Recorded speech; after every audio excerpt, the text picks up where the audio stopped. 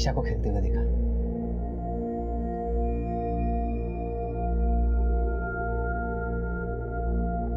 मेरे पास बहुत सारे खिलौने हैं, खेलोगी?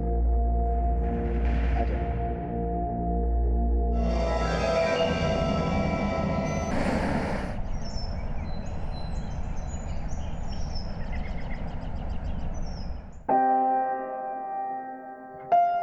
ईशा, बेटा जल्दी जल्दी ब्रेकफास्ट फिनिश करो, स्कूल जाना है। ओहो, कितनी बार तुम्हें मना करा है बेटा, सुबह सुबह टीवी नहीं देखते, बुरी बात होती है। पापा प्लीज ना, मेरा फेवरेट शो चल रहा है, कल रात को भी मम्मा ने टीवी देखने नहीं दिया। अच्छा ऐसी बात है तो स्कूल से आके देख लेना। अल्पा, अल्पा, आज टिफिन में लंच रखना, केवल डिनर नहीं। कल का खाना तो खाया नहीं था और आज ताना मार रहे हो। ताना नहीं मार रहा हूँ, ऑफिस में टाइम नहीं मिलता और ये फालतू की बातें अब रात को करना। रात की बात दिन में, दिन की बात रात में। भावेश, मुझसे शादी करके पछता रहे हो ना? क्या लगा रखा है सुबह सुबह ये? तुम्हारी वजह से मैंने जॉब छोड़ी, घर संभाला, लेकिन फिर भी तुम मेरी किसी बात से खुश नहीं होते। देखो ऐसा है, ये फालतू की बातों के लिए मेरे पास वक्त नहीं है, ये किसी पिटी बातें अपने लिए रखो। ईशा को पालने की जिम्मेदारी का फैसला तुम्हारा था, अब अपने इस फैसले पर तुम पछता रही हो, मैं नहीं। हटो, मुझे लेट हो रही है।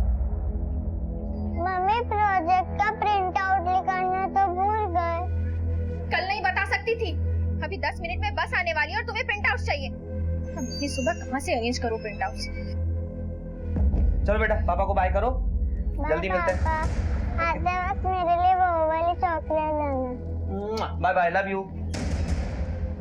मम्मा, आप तो कहते हो कि लड़ाई झगड़ा करना बुरी बात है, फिर आप पापा से डेली फाइट क्यों करते हो? ईशा बेटा, हमारी फाइट पर ध्यान मत दो और आगे से हमारे बीच कोई फाइट नहीं होगी, ठीक है? पर मम्मा प्रिंट आउट का क्या करे, टीचर मुझे पनिश करेगी। मोहित दादा से लेने पड़ेंगे। एक काम करो बेटा, तुम मोहित दादा के पास जाओ और प्रिंट आउट निकलवाओ, जब तक मैं तुम्हारा बैग और टिफिन पैक करके लेकर आती हूँ। जाओ जाओ, जल्दी जाओ बेटा, लेट होगा। जाओ जाओ जाओ।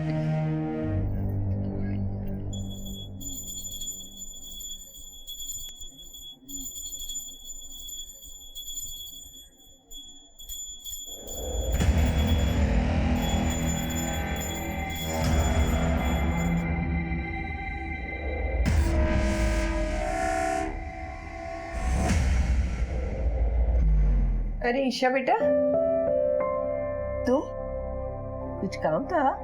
भैया से काम है। आओ आओ आओ ईशा बिटिया, वाह वाह वाह वाह। हाँ? अच्छा ये बताओ, मोहित भैया से क्या काम था? ये क्या मोहित भैया मुझे कुछ प्रिंट आउट निकाल के दे सकते हैं? क्यों नहीं निकाल के दे सकते? हम बोलेंगे तो जरूर निकाल के देंगे। मोहित बेटा, ड्रेस का प्रिंट आउट निकाल दो, देखो क्या है। Thank you. चलो आओ, हम लोग यहाँ एक साथ बैठते हैं। उधर हम कहाँ बैठेंगे फिर? किसी की देर। अब ये प्रिंट आउट और टिफिन मैंने बैग में रख दिया है, ठीक है? ध्यान से खा लेना और शैतानी नहीं। मम्मा, आपने मेरे लिए ऑफिस जाना छोड़ा था ना, अब आप ऑफिस जाओ, मैं अपना ध्यान रख लूंगी। हाँ मेरे बच्चा, मुझे पता है आप अपना ख्याल रख लोगे, लेकिन अभी के लिए स्कूल जाओ। अरे वाह, आज ईशा बिटिया तो बहुत प्यारी लग रही है। भैया जी, अभी स्कूल बस आने वाली है, आप जरा बैठा दीजिएगा ना। हाँ ठीक है, मैं बिठा दूंगा, जाइए आप। और ईशा, स्कूल बस में शांति से बैठना, शैतानी मत करना, ओके बेटा? बाय बच्चा।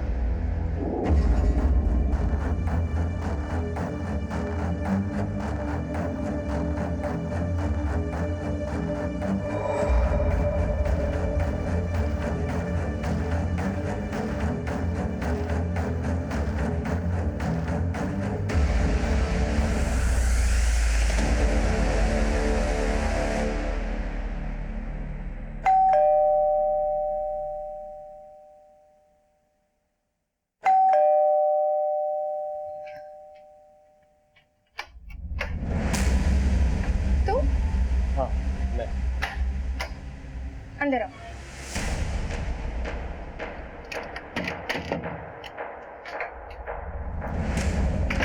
तुम बैठो सागर, मैं तुम्हारे लिए ठंडा लेकर आती हूँ।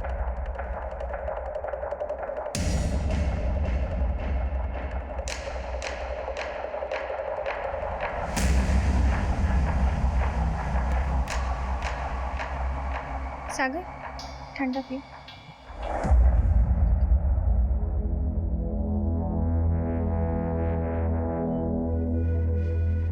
क्या हुआ? आज फिर कुछ काजू नहीं हो गए क्या?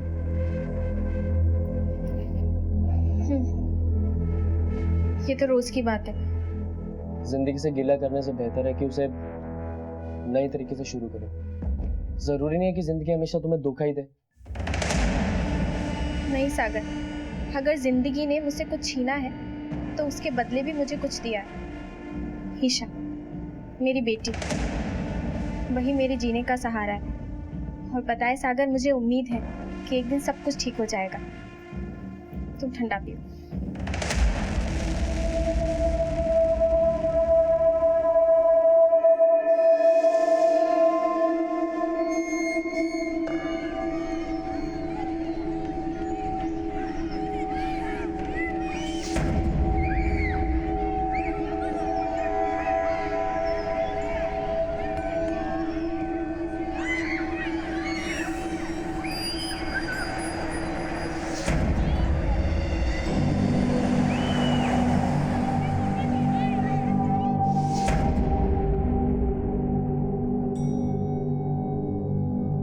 आरव मेरे साथ खेलना। आरव ये देख मैं कैसे जंप करती हूँ। हाँ देखा? एक बार दिखा। अरे अरे अरे ईशा बेटा, इतनी जोर से जंप करोगी तो चोट लग जाएगी। इतनी देर से खेल रही हो। मम्मी पापा कहाँ हैं? मार्केट गए हैं। तो तुम नहीं गई? मुझे मार्केट में अच्छा नहीं लगता। अच्छा, तो अब तुम दोनों और मस्ती नहीं करोगे, ओके? मैं ऊपर वाली खिड़की से देख रहा हूँ, ठीक है? मैं घर जा रहा हूँ, बाय बाय। आरव हम कुछ और खेलते हैं ना, मुझे भूख लगी है। चलो मेरे साथ घर पे। नहीं, मैं अपनी मम्मी पापा के साथ ही जाऊंगी। तू ये ले, अब खेल और बाय बाय।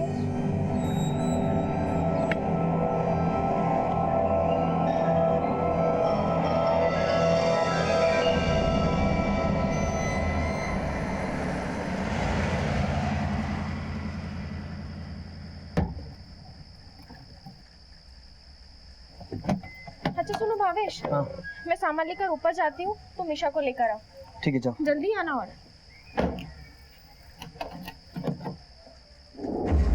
ईशा, ईशा, हाँ हाँ माँ, जस्ट अभी पहुँचे ही हैं, लिफ्ट में ही हूँ। ईशा बेटा, देखो पापा मम्मी आ गए। हाँ माँ, बाकी सब ठीक, बस बहुत थक गई आज। ईशा, ईशा बेटा। अल्पा, अल्पा। माँ मैं बाद में बात करती हूँ। जय श्री कृष्ण। अल्पा, ईशा घर पे आई क्या? नहीं तो, मैं अभी तो अंदर आई। मैंने गार्डन में बाहर देखा, कहीं भी नहीं दिख रही वो। नहीं दिख रही मतलब? अरे नहीं दिख रही मतलब कहीं नहीं दिख रही। अच्छा ठीक है, तुम आरव के यहाँ जाओ, मैं गुप्ता जी के यहाँ देख कर आती हूँ। जाओ।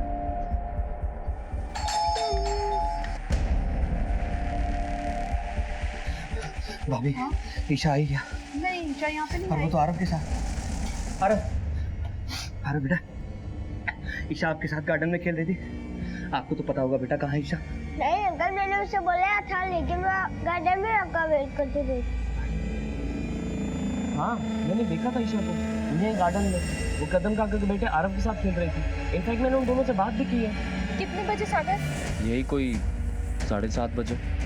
भावेश, कुछ पता चला ईशा का? नहीं अल्पा, मैंने पूरी बिल्डिंग में सब जाके देखा, ईशा कहीं भी नहीं मिल रही। कहीं नहीं मिली मतलब? कहाँ गई होगी मेरी बच्ची? भावेश मुझे बहुत डर लग रहा है। भावेश भाई, आपने सिक्योरिटी गार्ड से पूछा? अरे वो संतोष जी पता नहीं कहाँ जाके मर गया। अरे क्या हुआ भाई? इतनी रात को इतने लोग जमा यहाँ पे? डैडी, वो ईशा का कुछ पता नहीं लग रहा है। कुछ पता नहीं लग रहा है मतलब? अरे छोटी सी बच्ची है, यही कहीं होगी, कहीं खेल रही होगी। देखो जरा ध्यान से। सब जगह देखा, पूरी बिल्डिंग देखी, गार्डन देखा, कहीं नहीं मिल रही। कहाँ मर गए थे तुम? साहब मोटर चालू करने गया था। ईशा कहाँ है? ईशा भी तो गार्डन में खेल रही थी। मैंने बाद में नहीं देखा तो मुझे लगा घर चली गई होगी। भावेश, मेरा मन बहुत घबरा रहा है। कहाँ गई होगी मेरी बच्ची?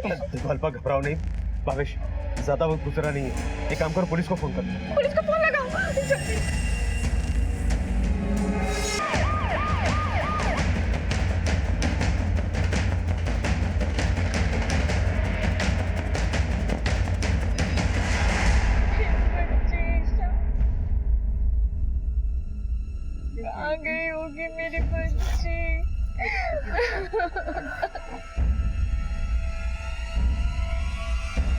भावेश गांधी कौन है? सर मेरा नाम भावेश गांधी है सर। मैंने आपको कॉल किया था सर। ये मेरी पत्नी है अल्पा। बेटी कब से गायब है और कहाँ से गायब है? सर यही सोसाइटी के गार्डन से। सर आज संडे है और हर हफ्ते की तरह हम लोग संडे को मार्केट जाते हैं। आज भी बस मार्केट के लिए निकले थे। ईशा जल्दी से तैयार हो जाओ, चल के हमें लेट हो रहा है। मुझे खेलना है। अरे बेटा हम आज मार्केट जाएंगे, मार्केट में पानी पूरी खाएंगे। चलो चलो चलो। पापा मम्मी को कहो ना। प्लीज बेटा जिद नहीं करते, जल्दी चलो। नहीं, मुझे अच्छा, सुनो। खेलना है। ओके सुनो, इसको यहाँ बच्चों के साथ खेलने दो, हम जल्दी होके आते हैं। अच्छा अपना ध्यान रखना और यहीं खेलना। बाय बाय पापा। बाय बाय मेरा बच्चा। बाय मम्मा। Bye bye. संतोष भैया हम लोग मार्केट जा रहे हैं और ईशा ना बाहर गार्डन में खेल रही है। आप प्लीज जरा ध्यान रखिएगा, हम जल्दी आ रहे ठीक है, मैं हूँ यहाँ पर। हैं। जी ठीक है। ठीक देखना संतोष है, ठीक ठीक ठीक है। अब 10 देर मत लगाना, 10 मिनट में निकलना वहाँ से। ठीक है बाबा। आप अक्सर उसे अकेला छोड़कर जाते? हाँ सर, मेरा मतलब है सर हम इस सोसाइटी में 12-15 साल से रह रहे हैं। सभी लोग हमें अच्छी तरह जानते हैं। हमें कहीं बाहर जाना होता तो हम ईशा को पड़ोस में छोड़ के जाते हैं, यहाँ गार्डन में बच्चों के साथ खेलने के लिए। और ये पहली बार नहीं हुआ, हम ऐसा कई बार करते हैं। सर ईशा यही गार्डन में इधर उधर खेलती रहती थी या फिर किसी के घर होती थी, लेकिन आज सर वो कहीं पर भी नहीं है। आपने सोसाइटी में हर एक से पूछताछ की? सर मैंने पूरी सोसाइटी को अच्छे से चेक किया, ईशा कहीं नहीं मिली। सर पता नहीं मेरी बच्ची कहाँ गई होगी। सर प्लीज ढूंढिए उसे सर देखिए प्लीज। आप अपने आप को संभालिए, हम कोशिश कर रहे हैं। तो सिक्योरिटी गार्ड है, हाँ साहब। ड्यूटी पर थे उस वक्त? हाँ साहब। बच्ची को देखा था? हाँ, ईशा गार्डन में खेल रही थी। मैं बस कुछ देर के लिए मोटर चालू करने गया था, उसके बाद नहीं देखा साहब। ये सीसीटीवी चल रहा है या शो पीस है? नहीं सर, सारे कैमरास वर्किंग हैं। हमारे मैंने बैकअप लेके हार्ड ड्राइव अपडेट कर देते हैं। आप चाहो तो सोसाइटी ऑफिशियल के फुटेज चेक कर सकते हैं। चेक करेंगे। देखिए मिस्टर भावेश, अगर आपकी बच्ची को किडनैप किया है तो आपको फिरौती के लिए कॉल जरूर आएगा, और अगर ऐसा कोई भी कॉल आता है तो सबसे पहले आप हमें कांटेक्ट करेंगे, समझे?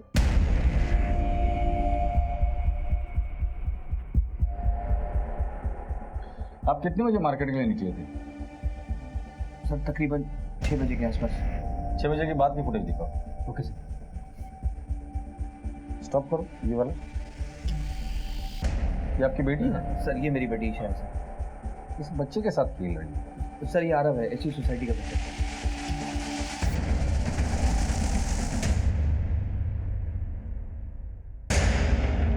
ये कौन है अभी जिससे वो बात कर रही है? सर ये सागर है, हमारी बिल्डिंग में रहता है।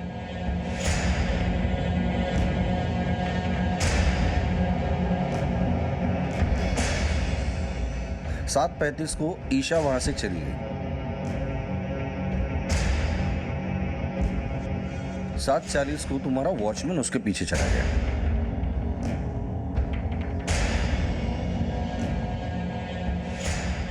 ये गाड़ी किसकी बाहर जा रही है? संदीप पाटिल की। हाँ सर संदीप की गाड़ी है। 8:30 बजे, 6:30 बजे से लेकर 9 बजे तक की फुटेज हमने देखी। कोई अनजान शख्स बाहर आते जाते दिखाया आपको? नहीं सर, सब सोसाइटी के लोग ही दिखे हैं सर।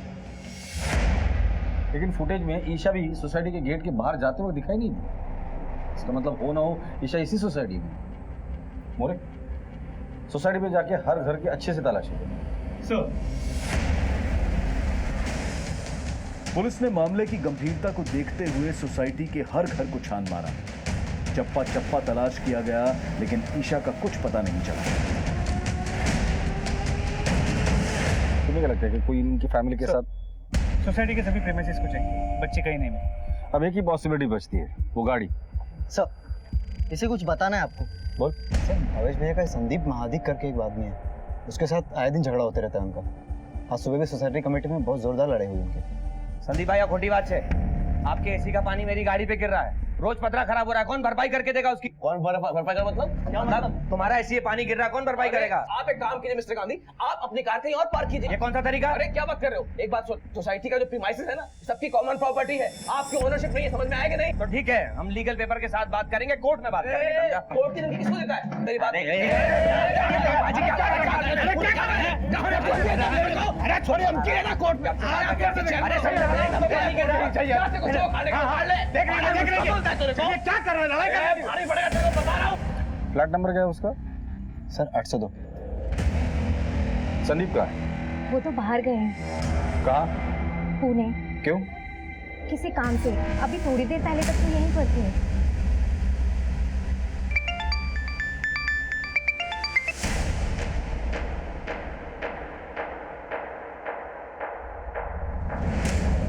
विशाखा, मैं ये तो। आहो थांबा, क्या हुआ? अचानक से कहाँ जा रहे हैं? खाना खाते जाते। विशाखा, तेरे को कितनी बार समझाया बाहर जाते समय पीछे से टोकने का नहीं। अच्छा सुन, मैं पुणे जा रहा है, अर्जेंट काम है, काम होते ही वापस आ जाऊंगा, तू दरवाजा बंद कर ले।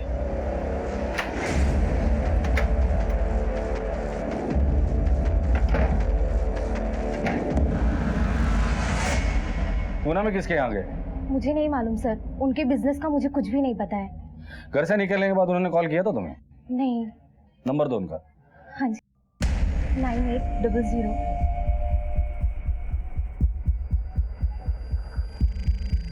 सर नंबर स्विच ऑफ है।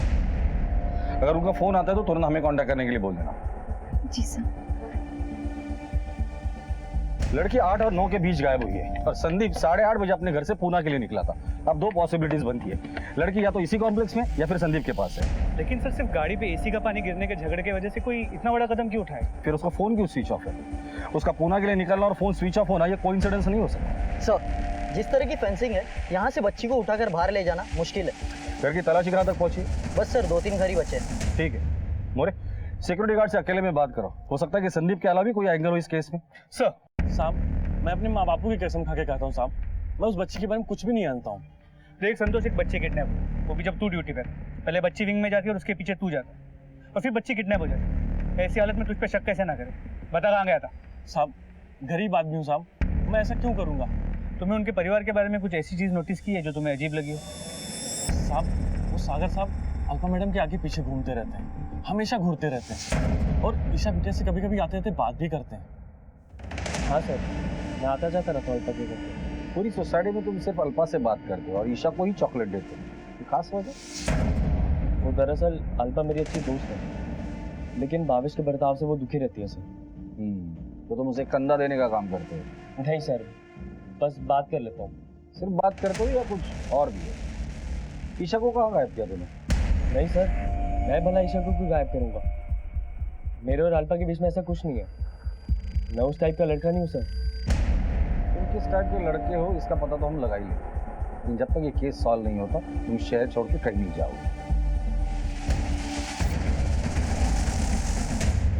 सर मेरी ईशा किसी अजनबी के साथ नहीं जा सकती, कितनी छोटी है वो सर। सर उसे ढूंढ के लाइए कहीं से भी, वरना मैं मर जाऊंगी। सर मैं मर जाऊंगी। इन दिनों में आपने ऐसा कुछ नोटिस किया जो आपको अजीब लगा हो? जैसे कि कोई आपका पीछा कर रहा हो या कोई ईशा से जबरदस्ती बात करने की कोशिश कर रहा हो, कोई जान पहचान वाला, कोई अनजान? नहीं सर, हमने ऐसा कुछ भी नोटिस नहीं किया और ना ही ऐसा कुछ सोचा था कि हमारी बेटी के साथ ऐसा कुछ होगा।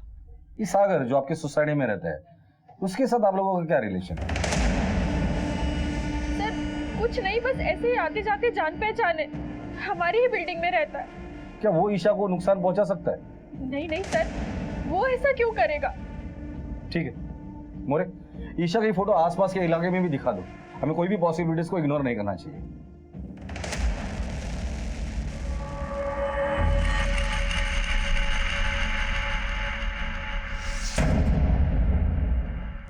सीसीटीवी फुटेज में ईशा सोसाइटी से बाहर जाते हुए नहीं दिखाई दे रही, लेकिन फिर भी पुलिस टीम हर मुमकिन संभावना की जांच कर रही थी। पड़ोसी, रिश्तेदार, सबकी कड़ी छानबीन की जा रही थी, लेकिन ईशा के बारे में कोई सुराग हाथ नहीं आया था और हर गुजरते पल के साथ ईशा की जिंदगी खतरे में होने का डर बढ़ता जा रहा था।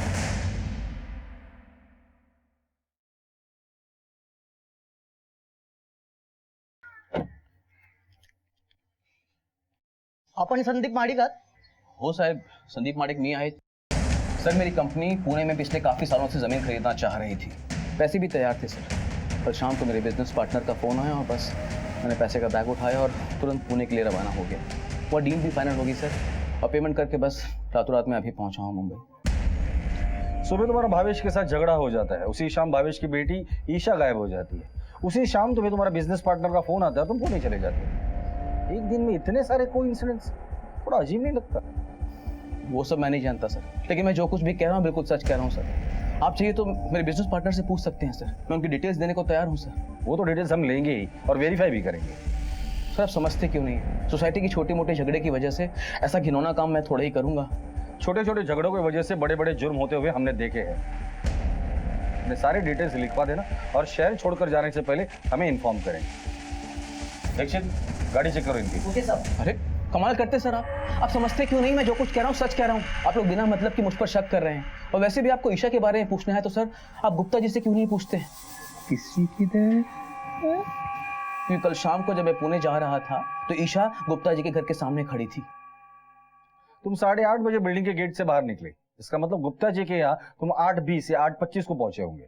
हाँ सर, तकरीबन यही समय रहा होगा सर। उस समय ईशा बॉल से खेल रही थी सर। जिस दिन ये हादसा हुआ उस वक्त आप लोग कहाँ थे? जी, मैं और पार्वती रिश्तेदार की शादी में गए हुए थे अंधेरी। कितने बजे? ये कोई 5 बजे के आसपास। लेकिन आप ये सारे सवाल हमसे क्यों पूछ रहे हैं? गायब होने के पहले ईशा को आपके फ्लैट के बाहर देखा गया था और शायद वो आखिरी बार था। तुम उस वक्त कहाँ थे? तो पढ़ाई कर रहा था। और कुछ नहीं सर। फिर 9 बजे के लगभग अल्पा भाभी ईशा के बारे में पूछने आई थी। तुमने ईशा को देखा था? नहीं सर। गुप्ता जी, वार्निंग नहीं लेकिन नसीहत दे रहा हूं मैं। ईशा को आपके फ्लैट के बाहर आखिरी बार देखा गया था रात 8:30 और 9 के बीच। अगर ईशा के बारे में आप लोग कुछ भी जानते हो तो अभी बता दो। अगर हमें पता चला ना तो वार्निंग देने का मौका भी नहीं दूंगा। 7 साल की ईशा गांधी को लापता हुए पूरा एक दिन बीत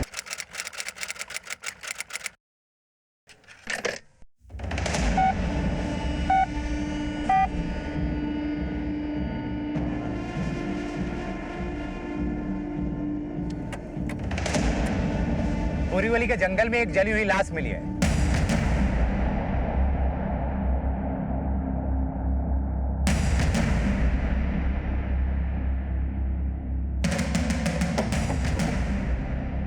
फोन कॉल के हिसाब से लोकेशन तो यही होनी चाहिए। आसपास देखो कोई लाश मिलती है क्या?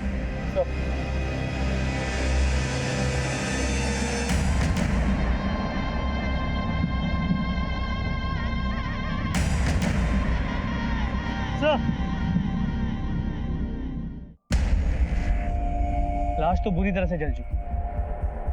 सर ये देखिए, कपड़े भी जलाने की कोशिश की है लेकिन पूरी तरह जले नहीं है।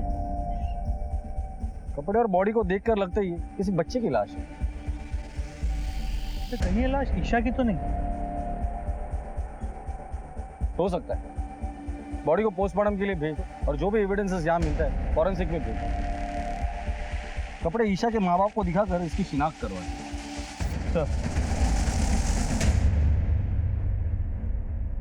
क्या जिस माहौल में हम रह रहे हैं वहां हमारे बच्चे सुरक्षित हैं?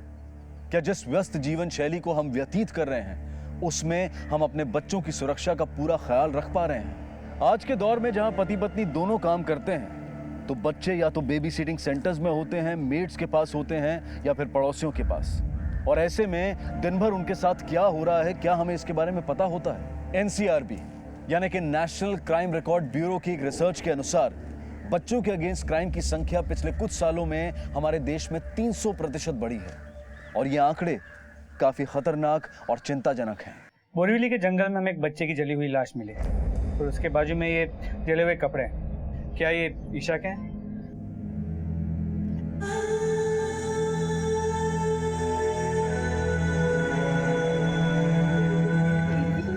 ईशा की ईशा की ईशा मेरे बच्चे ईशा मामे मेरे बच्चे मैं इसे फोरेंसिक को भेजना हूँ। ईशा मेरे बच्चे ईशा मेरे बच्चे ईशा तुमने मारा है मेरी बेटी को। तुमने नहीं बोला था ना उसे अकेला छोड़ दो। तुम नहीं मारा मेरी बच्ची को। मेरे बच्चे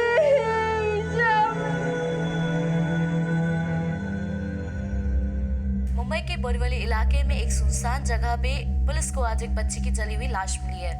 माँ बाप ने उस बच्ची के जले हुए कपड़ों से उसकी शिनाख्त कर दी है। सर मीडिया इस केस को थोड़ा ज्यादा ही उछाल रही है। देख रहा हूँ मैं। ये लोग तो हमारी मजबूरी समझते ही नहीं है। इन्हें लगता है कि पुलिस के पास एक जादू की छड़ी है जो घुमा देंगे तो केस सॉल्व हो जाएगा। सर ये पोस्टमार्टम रिपोर्ट आ गई है।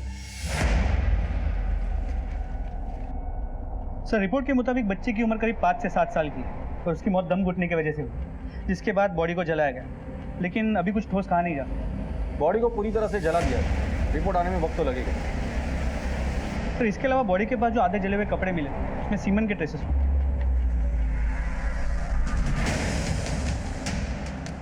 इसका मतलब बच्ची के साथ सेक्सुअल असॉल्ट हुआ है या तो रेप की कोशिश हुई है। सैंपल्स को डीएनए टेस्टिंग के लिए लैब में भेजा गया, रिपोर्ट आने में वक्त लगेगा। सर आपके ऑर्डर के मुताबिक हमने सोसाइटी के अगले 2 दिनों की फुटेज ऑब्जर्व की है, ज्याच्यात एक गोष्ट शक वाढवत आहे।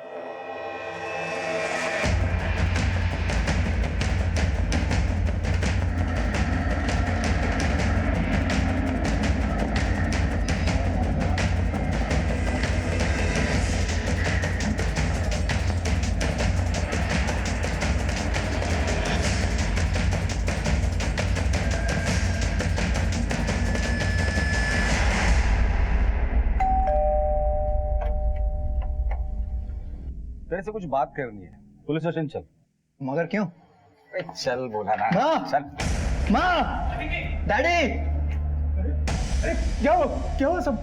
पूछताछ के लिए पुलिस स्टेशन लेके जा। अरे किसकी पूछताछ के लिए? ईशा मर्डर केस में। देखिए साहब, आपको जरूर कोई गलतफहमी हो रही है। मेरा बेटा ऐसा कर नहीं सकता।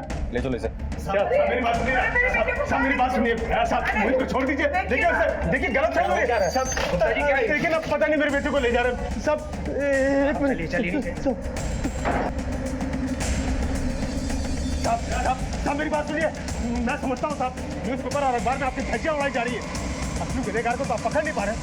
मेरे बेटे को बलि का बकरा बना रहे हैं आप। गुप्ता जी, आपके सोसाइटी में इतने सारे लोग हैं, हम आपके ही बेटे को बलि का बकरा क्यों बनाएंगे? ईशा गायब हुई थी संडे रात को, बुधवार रात को उसकी लाश मिली थी और मंगलवार रात को आपका बेटा एक बड़ा सा सूटकेस बाहर लेके जाते वक्त सीसीटीवी में दिखाई दिया। देखिए इंस्पेक्टर साहब, मेरा बेटा मानती हूँ मैं कि आलसी है, निकम्मा है, लेकिन वो कभी किसी का खून नहीं कर सकता। अगर उसने कुछ किया नहीं होगा तो छोड़ दीजिए उसे। ले चलो इसे।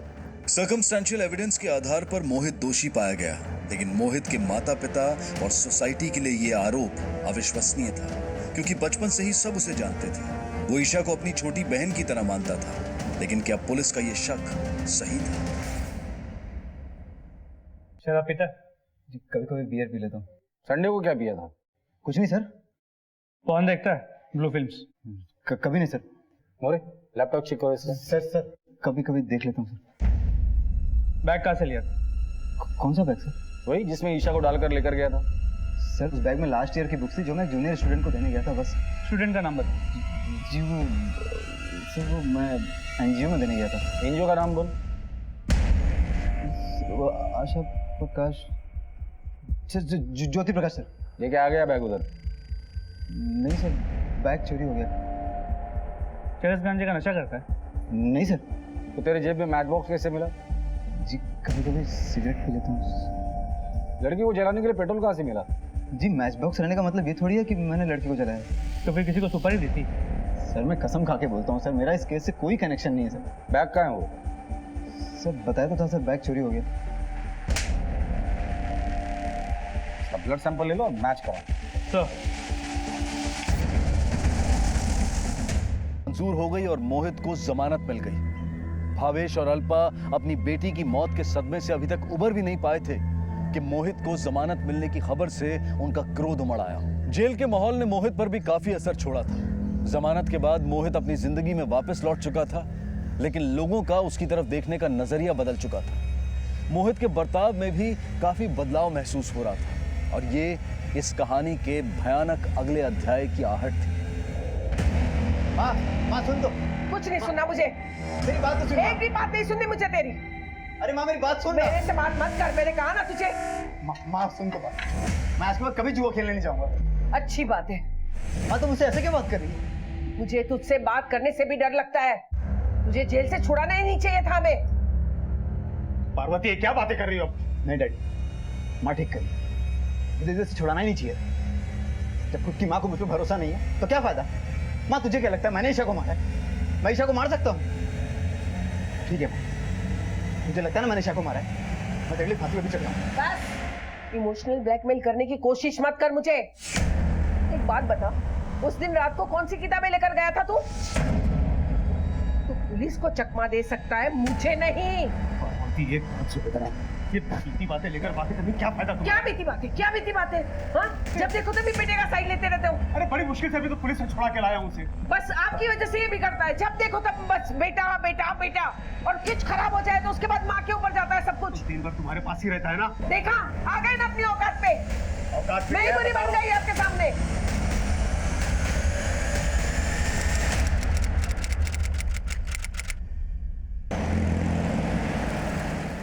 पार्वती, अरे कहाँ हो पार्वती,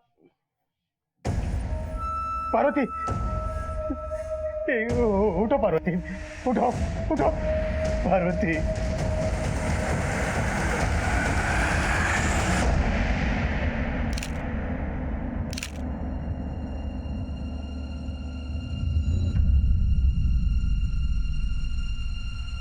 गुप्ता जी के मुताबिक उनकी बीवी के हाथ में 2 सोने के कंगन थे जो गायब है, और कबर से करीब 5 से 6 हजार रुपए भी गायब है।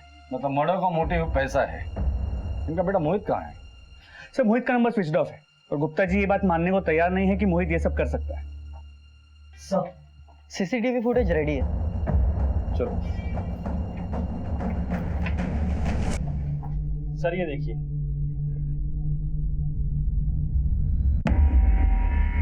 जूम कर। मोरे देखो, हमारा शक सही निकला। मोहित हाथ में प्लास्टिक की थैली लेके जा रहे हैं। मुझे लगता है मिसेस गुप्ता को मारने के बाद वो गेट से बाहर जा रहे हैं। काम करो, इस मोहित की फोटो हर पुलिस स्टेशन में सर्कुलेट करो। सर, इनिशियल इन्वेस्टिगेशन में ये भी पता चला कि मोहित ने एक बाइक चोरी की, उसे जुआ खेलने की लत लग गई, पैसे कमाने का भूत सवार। पिछले कुछ दिनों में उसने जुए में काफी पैसे जीते भी थे। शहर के जितने भी जुए के अड्डे हैं सब चेक करो। और इस मोहित ने कंगन चोरी की है, मतलब वो बेचेगा जरूर। आसपास के एरिया में जितने भी ज्वेलरी शॉप है वहां जाके पता करो। सर,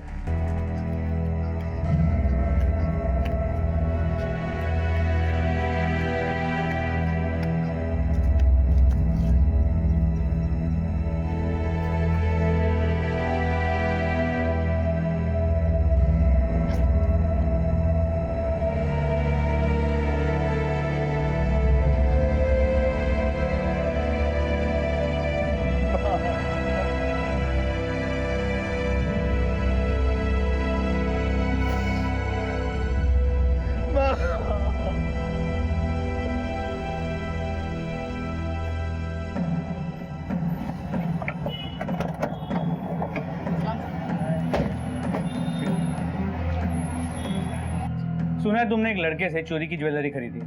नहीं सर, आपको किसी ने गलत इन्फॉर्मेशन दिया है और मैं चोरी का माल नहीं खरीदता। तुम लोग बिना मार खाए सच नहीं बोलते हो ना?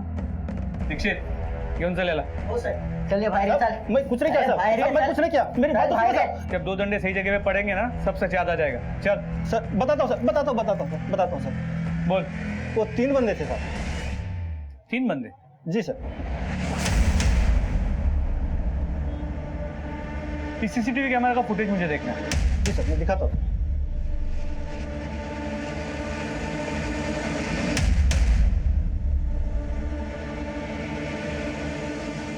एक मिनट पॉज करो।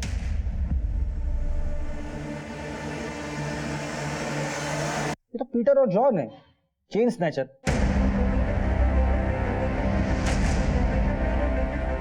मोहित का इन चेन स्नैचर से क्या कनेक्शन हो सकता है? ये पीटर और जॉन पिछले महीने तक जेल में थे। शायद इनकी मुलाकात वहीं पर हुई है।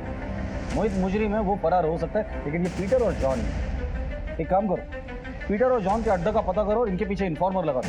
कल शाम तक ये दोनों मुझे मेरी कस्टडी में चाहिए। ओ सर। पुलिस को अब यकीन हो चुका था कि मोहित ने ही पहले ईशा और फिर अपनी मां का कत्ल किया है, और अब वो शहर छोड़कर भागने की फिराक में है। पीटर और जॉन दोनों नामी गुनहगार थे और पुलिस को उनके बारे में जानकारी जुटाने में ज्यादा वक्त नहीं लगा।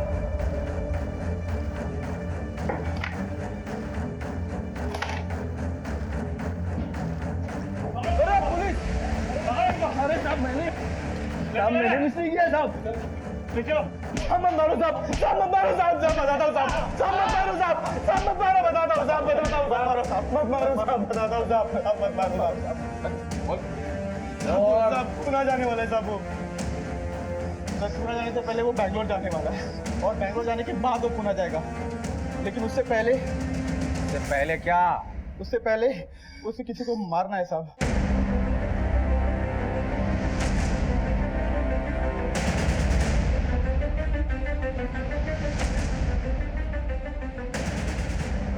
सोसाइटी में सबको अलर्ट कर दो और एक कांस्टेबल सिविल ड्रेस में 24 घंटे वहां लगा दो।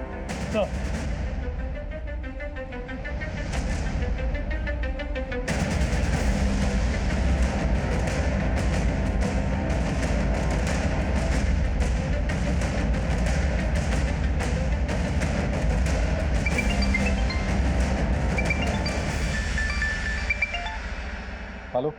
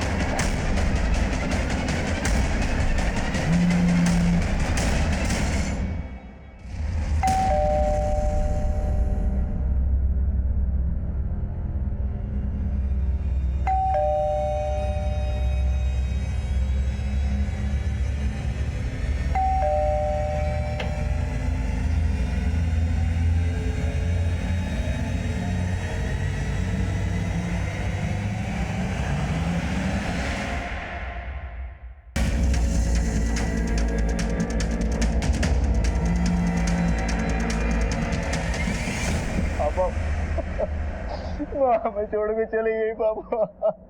इतना प्यार करता था तो फिर उसे मारा क्यों? मैं अपनी माँ को कैसे मार सकता हूँ? घर छोड़कर भागा क्यों? उन भी यहाँ पर छोड़कर गया। माँ पर तुझे तरस भी नहीं आया? उस बच्ची को मारते हुए तुझे शर्म नहीं आई? सच कहती थी तेरी माँ, मेरे लाड़ पे आने सब बिगाड़ दिया। अगर आज उसकी बात सुनता नहीं, वो जिंदा होती और तू घर के बाहर।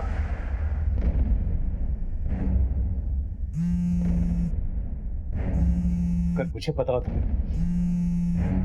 कि मेरे लौट डर से तेरी ये हालत होती तो तुझे उसी वक्त मार दिया होता।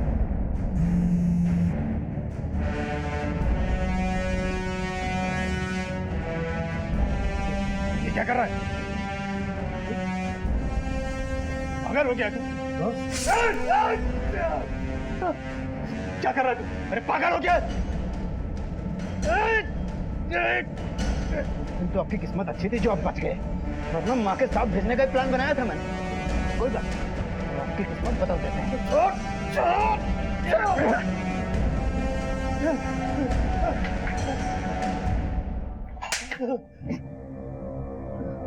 क्यों मारा?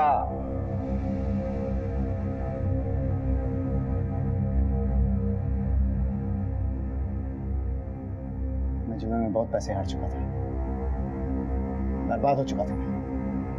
मुझे पैसे चाहिए थे, बहुत डिस्टर्ब था। फिर मैं टेरिस पे गया। फिर मैंने टेरिस पे दिव्या और अमन को देखा। वो रोमांस करने में लगे हुए थे। वो देख के और डिस्टर्ब होने लगा। मैं मेरे साथ कोई रोमांस ही नहीं करता। कोई लड़की मेरे पास ही नहीं आती, ना मुझसे दोस्ती करती। एक बार फेल क्या हो गया, कोई लड़की दोस्ती नहीं करती मुझसे। मैं और ज्यादा फ्रस्ट्रेट होने लगा। फिर मैंने फ्लैट के सामने ईशा को खेलते हुए देखा।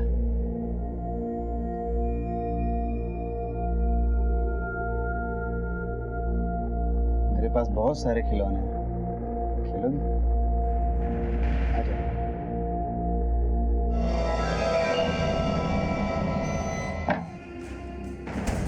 तभी दरवाजे की घंटी बजी। मैं घबरा गया। उसकी चिल्लाहट बंद करने के लिए मैंने तकिया उठाया, उसके मुंह पे वो बंद कर दिया। पता ही नहीं चला उसकी चिल्लाहट कब बंद हुई। मैंने तकिया उठाया, मैंने देखा उसकी सांसें नहीं चल रही। मैं घबरा गया। मुझे लगा अब क्या होगा, अब मैं क्या करूंगा। फिर मैंने एक बैग में उसकी लाश को भर के किसी को खबर नहीं। मौका देखते ही वो बैग को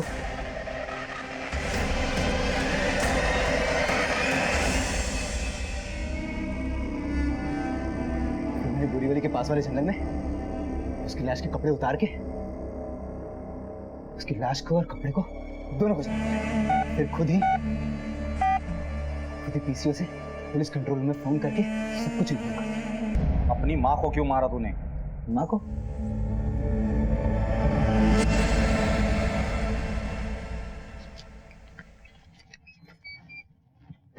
आप ऐसे चाहिए। पहले अपना गुनाह कबूल करके आ।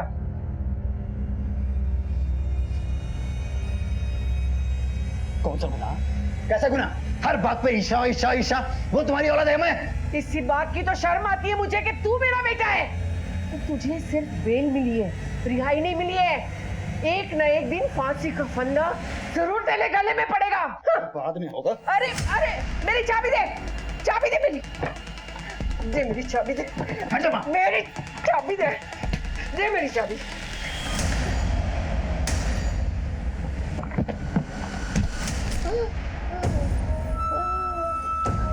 माँ माँ माँ माँ उठ माँ। माँ तुझे क्या हो गया?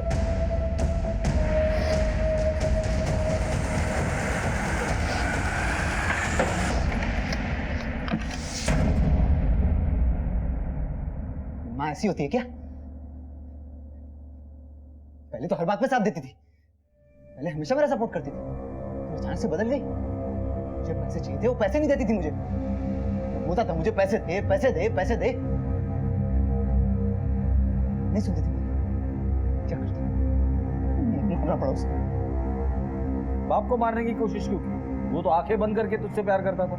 नहीं नहीं नहीं, डैडी भी अब माँ की जबान बोलने लगे थे। वो भी मुझ पर शक करने लगे कि मैंने ईशा को मारा है। उन्हें मुझ पर भरोसा ही नहीं रहा। फिर मैंने सोचा कि दोनों जिंदगी भर साथ रहे, तो इनको भी माँ के पास पहुंचा दूंगा तो कितना अच्छा रहेगा। दोनों आगे भी साथ रह लेंगे, फिर सारी दौलत, सारा पैसा मेरा हो जाएगा। उनकी जिंदगी का तो मुझे पता नहीं, लेकिन तेरे जीते जी तू उस जेल से बाहर नहीं जाएगा, ये मैं तुझे लिख के देता हूँ।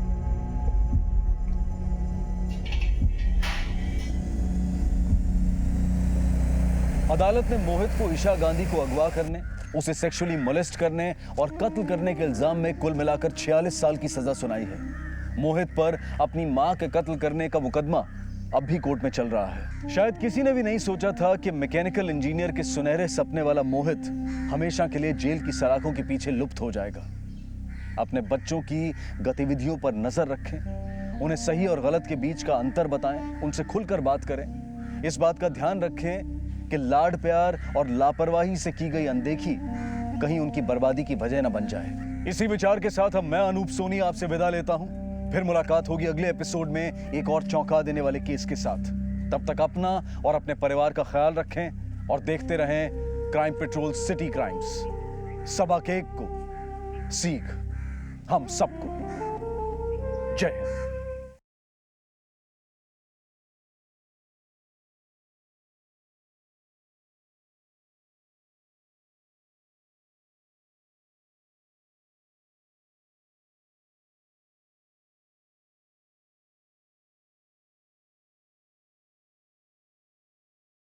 क्या लगा रखा सुबह सुबह ये? तुम्हारी वजह से मैंने जॉब छोड़ी, घर संभाला, लेकिन फिर भी तुम मेरी किसी बात से खुश नहीं होते।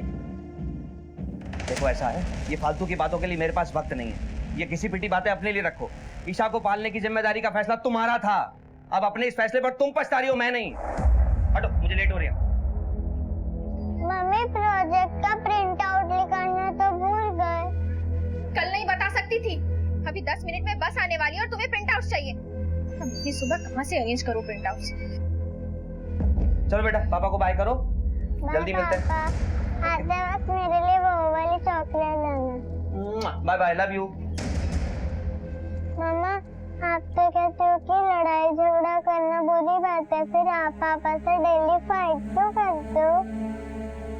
ईशा बेटा, हमारी फाइट पर ध्यान मत दो और आगे से हमारे बीच कोई फाइट नहीं होगी, ठीक है? पर मम्मा, प्रिंट आउट का क्या करे? टीचर मुझे पनिश करेगी। मोहित दादा से लेने पड़ेंगे। एक काम करो बेटा, तुम मोहित दादा के पास जाओ और प्रिंट आउट्स निकलवाओ, जब तक मैं तुम्हारा बैग और टिफिन पैक करके लेकर आती हूँ। जाओ जाओ, जल्दी जाओ बेटा, लेट होगा। जाओ जाओ जाओ।